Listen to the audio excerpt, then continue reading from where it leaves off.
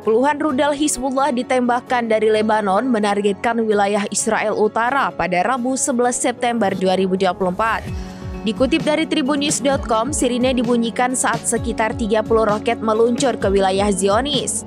Rudal tersebut menghantam sebuah bangunan di pemukiman ilegal Kibbutz Dan. Akibat serangan yang dilakukan perlawanan Hizbullah, seorang pria terluka parah dan dilarikan ke rumah sakit di Haifa. Menurut medis setempat, pria tersebut menderita luka-luka akibat pecahan peluru. Penyiar publik Israel KAN mengatakan beberapa roket juga menghantam wilayah Galilea Barat dengan semua roket jatuh di area terbuka. Tidak ada korban luka yang dilaporkan. Kelompok Lebanon Hizbullah mengkonfirmasi bahwa mereka menargetkan pos pemeriksaan militer di pemukiman Dan dengan senjata yang sesuai.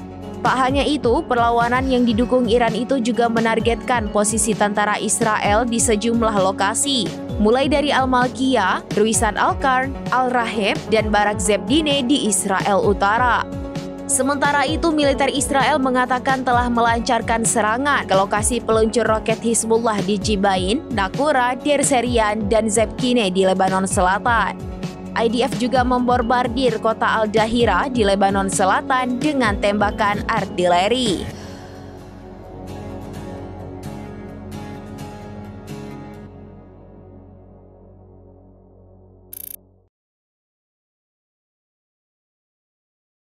Download Tribun X sekarang, menghadirkan lokal menjadi Indonesia.